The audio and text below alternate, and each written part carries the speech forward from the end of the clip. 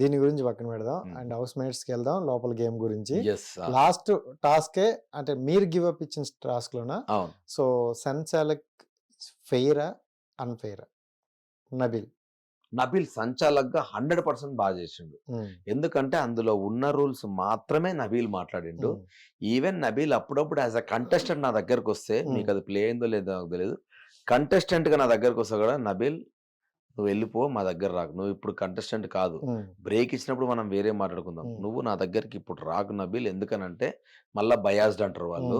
So నువ్వు వెళ్ళిపో, నువ్వు చాలా బాగా చేస్తున్నావు సంచాలక్గా, మా దగ్గర రాక మేము ఆట మేము ఆడుకుంటామని చెప్పిన 2-3 సార్లు. ఎందుకంటే నువ్వు డీఫేమ్ అవడం వద్దు, నువ్వు మంచిగా చేస్తున్నావు సంచాలక్గా అని నాకు అనిపించింది. అయినా వాని బయాస్డ్ అన్నారు. ఇప్పుడు నిన్న నామినేషన్స్ మొత్తం సో సోనియా అవ్వచ్చు, పృథ్వీ అవ్వచ్చు, మొత్తం వాడిని బయాస్డ్ అండ్ ఫెయిల్ సంచాలక్ అనే ఒక దీంతో నామినేషన్ వేశారు. సో అందుకని నేను అడిగా, నీకు ఆ లోపల ఉన్నారు కాబట్టి చాలా బాగా చేసిండు సంచాలక్గా నిజంగా. ఎందుకంటే అందులో క్లియర్ గా రాసింది బుట్టి మీద పడుకోవద్దు అని. సో నబీల్ వాయిస్ గట్టిగా ఉండి, అంటే వాళ్ళకి అగెనిస్ట్ గా నబీల్ గట్టిగా ఫైట్ చేసిండు కాబట్టి నబీల్ ని నామినేట్ చేసిరని అనుకుంటా తప్ప, కానీ యాజ్ ఎ సంచాలక్ చాలా బాగా చేసిండు. అండ్ ఇంకోటి ఏంటంటే కొన్ని అన్నారు, అసలు ఏం చెప్తున్నారు బిగ్ బాస్ వాళ్ళకైనా అర్థమవుతుందా, అసలు ఒక్కోసారి చుట్టూ తిరిగి వాళ్ళకి ఫేవర్ గానే మాట్లాడుతున్నారు తప్ప ఇది గేమ్ విధంగా మాట్లాడట్లేదని అన్నారు. అంటే ఏదో రాసింది వచ్చినట్టు చదివేస్తున్నట్టున్నారని. అంటే ఒక్కొక్క టైంలో మాకు కూడా అనిపించింది అనమాట, అసలు ఏం చెప్తారు, ఏం చెప్పాలనుకుంటారు, ఏదైనా క్లమ్జీ అవుతుందా అని అనిపించింది. అంటే అదే నువ్వు వాయిస్ రైజ్ చేశారు. ఎగ్జాక్ట్లీ అక్కడ చాలా మందికి అనిపించింది, నాకు కూడా అనిపించింది కదా, దాంట్లో తప్పేముంది, అరే నువ్వు అది రేజ్ చేయొద్దురా అంటే నేను చేయకపోయేటోని. నాకు క్లియర్ గా నాకు, అరే బాబు రూల్ ఉందిరా, నాకు క్లియర్ సింపుల్ గా చెప్తాను నేను. హాకీ టాస్క్ ఉంది, హాకీ స్టిక్ పట్టుకోవచ్చా అని అడిగారు. నేనేమన్నా పట్టుకోవాల్సిన అవసరం లేదు అని అంటే, పట్టుకోవాల్సిన అవసరం లేదంటే మీనింగ్ ఏం డార్లింగ్? పట్టుకోవచ్చు, పట్టుకోకపోవద్దు అనే వస్తుంది కదా, వాళ్ళ ఇష్టం అనే కదా. దానికి కూడా నాకు నీకు తెలుగు ఇట్లా అర్థమవుతుంది, నాకు తెలిసిన తెలుగు ప్రకారం పట్టుకోవద్దని ఫైట్ చేస్తారు. ఒరే నేను తెలుగు మీడియం రా, నాకు క్లియర్గా అర్థమవుతుంది అదే అని అన్న తర్వాత నేను ఫైట్ బ్యాక్ చేసి పట్టుకోవచ్చు పట్టుకోకపోవచ్చు అని ఇష్టం అని అన్న తర్వాత అప్పుడు బిగ్ బాస్ మళ్ళీ వాయిస్ రేజ్ చేసి పట్టుకోకూడదు అన్నాడు. పట్టుకోకూడదు అనేది కంప్లీట్లీ పట్టుకోవద్దు అని, పట్టుకోవాల్సిన అవసరం లేదంటే నీ ఇష్టం అని. ఆ రెండింటి కూడా నేను ఫైట్ చేస్తాను. అట్లా రూల్స్ దగ్గర ప్రతిసారి ఇబ్బంది అవుతుంది. సో నాకు ఇప్పుడు నాకు తెలుసు అని నేను క్లియర్ గా ఫైట్ చేస్తా ఉంది. అందుకే ఇప్పుడు శరీరం మీదకి వెళ్ళంటే ఫుల్ బాడీ అని నేను ఫైట్ చేసిన ఆ రోజు మొత్తం. లేదు తలకాయ మీదకి వెళ్ళంటే నేను ఇంత కష్టపడి ఎందుకు చేస్తాను, మరి కాలుతో అందరం పట్టుకొని కాలుతో బాల్ అంతా డైరెక్ట్ బయట పడిపోతుంది కదా, ఇంత రిస్క్ ఎందుకు చేసినట్టు. సో నాకు అందుకని కోపం వచ్చింది, వీళ్ళు బొక్కలు ఎత్తుకుంటే ఇవే రూల్స్ అనుకుంటున్నారు, ఇవే స్ట్రాటజీ అనుకుంటున్నారు అని. వాళ్ళు స్టార్ట్ చేస్తేనే నేను స్టార్ట్ చేసిన. సో అట్లా ఎవ్రీవేర్ నాకు అర్థమైంది, క్లియర్ గా నాకు తెలుస్తుంది కాబట్టి ఎవిడెంట్ గా నేను దాని గురించి మాట్లాడడం స్టార్ట్ చేసిన. ఆ బేసిస్ మీదనే బెలూన్ టాస్క్ లో కూడా ఫైట్ చేసిన నేను. బెలూన్ టాస్క్ లో క్లియర్ గా రాసింది బాక్స్ ఉంది. ఇప్పుడు బాక్స్ లోపల బయటకు వెళ్తే వాడు బాక్స్ బయటకు వెళ్ళిండు అని అంటే లోపలికి తీసుకెళ్లి ఆడిపియాలి అన్నప్పుడు బాక్స్ బయటకు వెళ్తే ఫౌల్ అని కాదు కదా దాని మీనింగ్. వాడు వెళ్ళొచ్చు వెళ్ళకపోవచ్చు, కానీ వెళ్తే కనుక నువ్వు లోపలికే తీసుకొచ్చి ఆడిపియాలన్నది రూల్. బయటకు వెళ్తే ఫౌల్ అంటది, అలా రాసిలేదురా అంటే. ఇంకోటి బాడీ మీద ఎన్ని బెలూన్స్ ఉన్నాయో అది క్లియర్ గా కౌంట్ అన్నారు. నా బాడీ మీద బెలూన్ ఉన్నాక కూడా వీడు బయటకు వెళ్ళిండు ఫౌల్ గేమ్ ఆడిండు నువ్వు వాడిని విన్నర్ చేస్తే నాకు ఎంత కోపం రావాలి. ఉన్న రూల్ చెప్పాలి కదా క్లియర్ గా. ఇంకోటి నేను అది ఫౌల్ అంటే నేను బయటకు వెళ్ళింది ఫౌల్ అయినప్పుడు నేను బయటకున్న నా బెలూన్స్ నువ్వు లోపలికి వెళ్ళి వాళ్ళకి కొడితే నువ్వు కూడా ఫౌల్ అన్నట్టే కదా. వాడు కూడా మరి బయట ఉన్న బెలూన్స్ ను కొట్టిండు, అదే కూడా మాట్లాడతలేడు. సో ఎటు తిరిగి నాకే ట్రిగర్ అవుతా ఉన్నాయి అన్ని. సో నాకు అందుకని నేను బర్షౌట్ ఎందుకైనా అంటే అన్ని నాకు నెగిటివ్ గా పోతున్నప్పుడు ఒక్కసారి నా మాట్లాడాలి కదా. దట్టు నేను చీఫ్, క్లాన్ చీఫ్, నేను కంటెస్టెంట్ అయినా ఒక సెకండ్ ఆగుతా, చీఫ్ అయినాక నేను ఎందుకు అవుతా. సో నేను వాయిస్ అవుట్ చేయడం స్టార్ట్ చేసాను, ఎందుకంటే మనం గట్టిగా వాయిస్ అవుట్ చేస్తేనే మనకు న్యాయం దొరుకుతుంది అన్నది నా పాయింట్ ఉండే. మీరేంటంటే అందరి వైపు నుండి ఆలోచించారు. ఎగ్జాక్ట్లీ. సో అది వాళ్ళకి అర్థం అవ్వలేదు. ఇక వాళ్ళు అట్లా అంటే నేను ఏం చేయగలుగుతా దానికి. ఇంకోటి ఏంటంటే గుడ్ టాస్క్ అనేది నిజంగా అసలు ఆ టాస్క్ చూసిన తర్వాత ఆడియన్స్ నుండి చెప్తున్నా, బిగ్ బాస్ అనేది ఒక చెత్త గేమ్ లా అనిపించింది అక్కడ. ఎందుకు అలా అంటున్నంటే ఏ ఒక్కరు కూడా అంటే రూల్స్ ప్రకారం ఆడినట్టయితే అనిపించదు.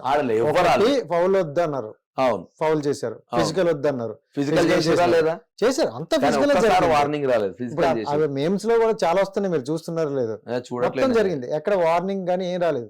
అంటే నా డౌట్ ఏంటంటే స్టార్టింగ్ వెళ్ళేటప్పుడు బిగ్ బాస్ చెప్తాడు మన రూల్ బుక్ వచ్చేటప్పుడు, బిగ్ బాస్ రూల్ బుక్ లో డార్లింగ్ ఏం రాసింది తెలుసా, ఫిజికల్ వైలెన్స్ గనక చేసినట్టు నాకు అనిపిస్తే డోర్లకెళ్ళి బయటకు పంపించేస్తా అన్నది.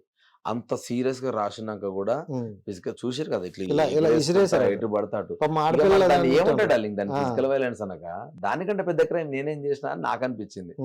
సో వాళ్ళకు ఉన్నారు ఇంకా ఫిజికల్ గా కొంచెం అతను స్ట్రాంగ్ ఉంది టీము. అవును, సో మరి ఆటోమేటిక్ గా వాళ్ళు అలా ఉన్నప్పుడు మనం కొంచెం తగ్గే ఆడాలి. ఎందుకంటే Exactly. నెక్స్ట్ టైం దెబ్బలు తగులుతే ఇంకా వేరే టాస్క్లు ఉంటే ఎవడు ఆడతాడు డార్లింగ్, నాకు అంతే అర్థం కాదు. కదా. అప్పటికే నాకు నబీల్ నా దగ్గరకు వచ్చి డార్లింగ్ నాకు బ్యాక్ ఇంజురీ అయింది అన్నాడు. అన్నప్పుడు నువ్వు పోరా నీకు దెబ్బ తగులుతా తగిలింది పోయి ఆడుకో అని నేను అంటానా? నువ్వు వచ్చినా సరే అని అంటాను, అనలేను కదా. మళ్ళీ మణికంఠ గాడు ఆల్రెడీ పడిపోయిండు, వాడిని చూస్తే భయమైంది నాకు. అది షాక్ అయ్యాం యాక్చువల్లీ.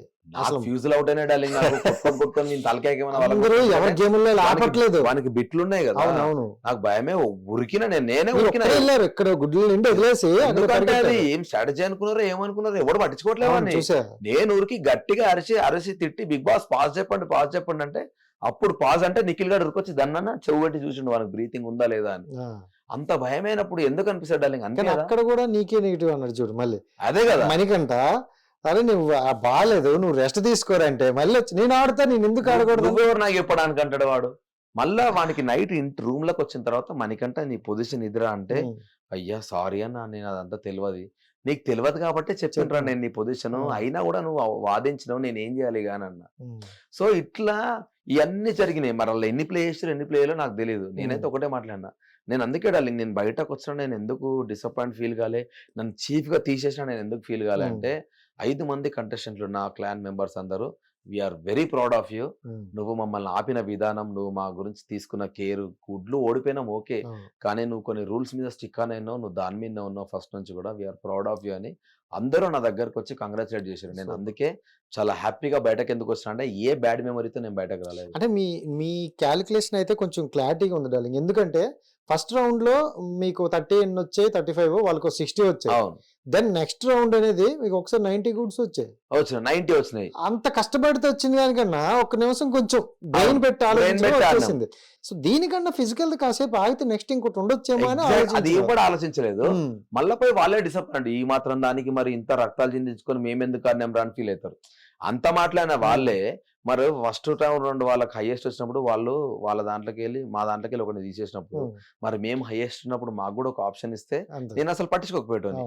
మాకు ఆప్షన్ ఇవ్వకపోయేసరికి మరి ఆప్షన్ ఇవ్వని దానికి ఈ టాస్క్ ఎందుకు పెట్టారని నేను ఫీల్ అయినా. అంతే కదా. అప్పుడు నాకేమనిపిస్తుంది, వాళ్ళకే అన్ని ఫేవర్లు అవుతున్నాయి అనిపిస్తుంది అనిపించదు క్లాన్ చీఫ్. సో మేము ఫీల్ అవుతామా కామా. మళ్ళీ రావడం పక్కన పెట్టి మీతో పాటు ఉన్న 5 మెంబర్స్ అందరూ డిసప్పాయింట్ అయ్యారు. అందుకనే అందరూ నేను కొన్ని అరే మన సైడ్ పోతలేదురా కొంచెం బయాస్ వెళ్తుంది అని నాకు అనిపించినప్పుడు అందరూ హానెస్ట్ గా ఫీల్ అయింది అందుకే. కానీ ఆ పదం చాలా పెద్ద క్రైమ్ లాగా అయిపోయింది ఇప్పుడు, కానీ మేము ఆ టైంలో ఫీల్ అయింది అదే.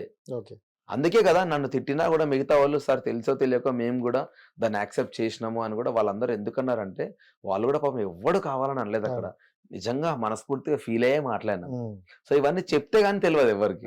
హిట్ టీవీ యాప్ ని డౌన్లోడ్ చేసుకోండి. ఇందులో short news, live news, entertainment movies అన్ని అవైలబుల్ గా ఉన్నాయి.